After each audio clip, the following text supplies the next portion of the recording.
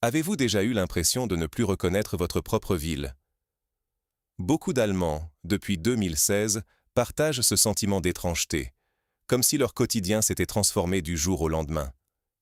Là où autrefois régnait une ambiance chaleureuse au marché de Noël, on croise désormais des policiers armés, des rues quasi désertes le soir, des quartiers entiers où certains ne se sentent plus chez eux.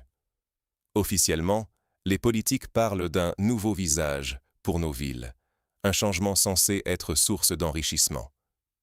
Mais au-delà des discours rassurants, la réalité montre une insécurité croissante, des écoles débordées par la violence, des statistiques inquiétantes, souvent dissimulées derrière des mots policés. Alors que les élites cherchent à minimiser la crise, de plus en plus de citoyens se demandent « L'Allemagne est-elle encore reconnaissable ?» Que risque-t-on à ignorer ces signaux d'alerte?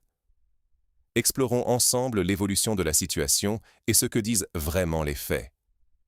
Ce que les chiffres officiels cachent sur la transformation de votre quotidien, c'est la réalité que vous voyez chaque jour dans les rues allemandes. Regardez autour de vous. Les marchés de Noël, autrefois synonymes de convivialité et d'insouciance, sont désormais placés sous haute protection. À Mayence, Magdebourg, Berlin ou Francfort, impossible de rater la présence massive de policiers armés, de barrières et de contrôles. Certains parlent même des bornes Merkel à l'entrée des manifestations, symbole d'une époque où la sécurité est devenue l'obsession numéro 1. Ce climat pesant ne touche pas que les grandes villes. Même les petits villages ne sont plus épargnés. Les centres-villes se vident à la nuit tombée. Les parents hésitent à laisser sortir leurs enfants.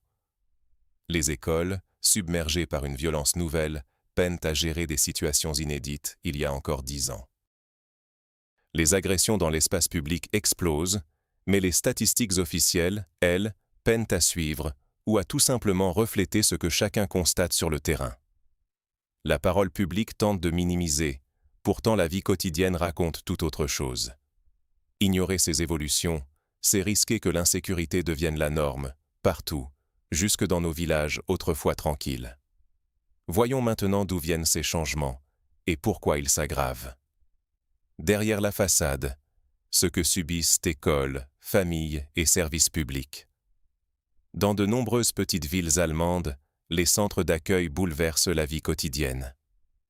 Imaginez, jusqu'à 1000 demandeurs d'asile dans une commune qui ne compte que 5000 habitants. Le ressenti d'insécurité est omniprésent. Le centre-ville, autrefois animé, se vide. Commerces fermés, magasins qui mettent la clé sous la porte les uns après les autres. Les habitants parlent d'un changement de visage de leur ville, qui n'a plus rien à voir avec ce qu'ils ont connu.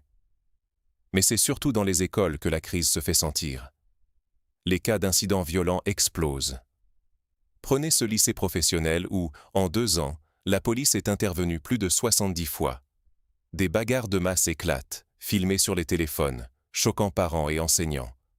Beaucoup évoquent la surreprésentation de jeunes hommes parmi les nouveaux arrivants dans ces affaires de violence. Et pour les enfants allemands, ils se sentent marginalisés, parfois mis à l'écart dans leur propre classe. Certaines filles, sous la pression, se voient contraintes de porter le hijab, même si ce n'est pas dans leur culture. Les services sociaux, eux, sont à bout de souffle. La part des bénéficiaires d'aide venus de l'étranger explose, mettant à rude épreuve le système d'assistance. Face à cet afflux massif, l'intégration devient un vœu pieux. Écoles débordées, tensions accrues, sentiment de perte de contrôle. Si rien ne change, c'est notre sécurité, l'éducation de nos enfants et la cohésion même de notre société qui sont menacées. Mais que font les responsables et quelles sont les conséquences à long terme? Un choix s'impose, subir ou reprendre l'initiative pour l'avenir du pays. Car pendant que les politiques multiplient les discours sur le nouveau visage de nos villes, ils évitent soigneusement les vraies questions. En 2022, l'Allemagne a accueilli l'équivalent d'une ville entière en nouveaux arrivants, mais le nombre d'expulsions, lui, reste dérisoire face à la réalité de l'immigration illégale. Résultat, nos écoles débordent, les incidents violents explosent, et les jeunes Allemands se sentent de moins en moins en sécurité. Dans certains établissements, la police est intervenue plus de 70 fois en 1 an, dont la majorité pour des délits graves. Ce n'est pas un cas isolé. À force de minimiser la crise, nos dirigeants laissent s'installer la peur et la défiance, pendant que le système social s'effondre sous la pression. Les municipalités, au bord de la faillite, n'arrivent plus à assurer les services de base. Si rien ne change, c'est l'ordre public lui-même qui risque de disparaître, avec notre mode de vie et la confiance entre citoyens. Accepter l'inaction, c'est accepter que l'érosion se poursuive, compromettant la sécurité de nos proches et l'identité du pays. Mais alors, quelle solution concrète pour inverser la tendance? La fin des promesses creuses, des mesures immédiates et efficaces existent. Il ne s'agit plus de grands discours ni de vaines promesses. Il faut agir avec détermination. D'abord, il est impératif de procéder à des expulsions systématiques des étrangers en situation irrégulière ou qui ont commis des actes criminels. Les lois existent déjà, il suffit de les appliquer avec fermeté. Pourquoi tant d'individus sans droit de séjour sont-ils toujours présents malgré des décisions d'expulsion? Cette tolérance met en danger la sécurité de chacun. Ensuite, il faut supprimer les prestations sociales à ceux qui rejettent les valeurs et la culture de l'Allemagne. Il n'est pas acceptable de bénéficier de l'hospitalité d'un pays tout en méprisant ceux qui le fondent. C'est aussi une question de respect envers ceux qui travaillent et contribuent à la société. Le renforcement des frontières et des pouvoirs des forces de sécurité est une priorité. Nos policiers ont besoin de moyens et de soutien politique pour protéger les citoyens. Aujourd'hui, ils doivent trop souvent composer avec un manque de ressources et des consignes contradictoires. Enfin, il est temps d'apporter un vrai soutien politique à ceux qui souhaitent défendre la société allemande, et non les stigmatiser.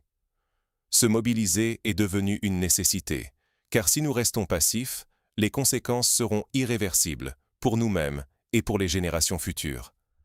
Il ne reste qu'une étape, agir ensemble pour sauver l'Allemagne. Le destin de l'Allemagne est entre vos mains. Aujourd'hui, il ne suffit plus de constater les problèmes. Votre voix compte. Vos choix façonneront l'avenir de vos proches et de tout notre pays. Depuis 2015, année après année, l'équivalent d'une grande ville entière vient s'installer ici, bouleversant la sécurité dans nos rues, le quotidien de nos familles et l'identité même de l'Allemagne. Les chiffres sont clairs, les témoignages aussi. La situation s'aggrave, mais les élites ferment les yeux, refusant de voir la réalité en face. Mais vous pouvez agir. Nous ne devons plus rester passifs pendant que d'autres décident à notre place. Si vous croyez, comme nous, qu'il est temps de rétablir l'ordre et de protéger notre mode de vie, alors engagez-vous. Le jour des élections, allez voter pour le changement, pour ceux qui osent proposer des solutions concrètes, renforcer la sécurité, appliquer le droit et défendre l'intérêt de tous les citoyens. L'avenir de l'Allemagne, la sécurité de vos enfants et la paix dans nos villes dépendent de votre décision.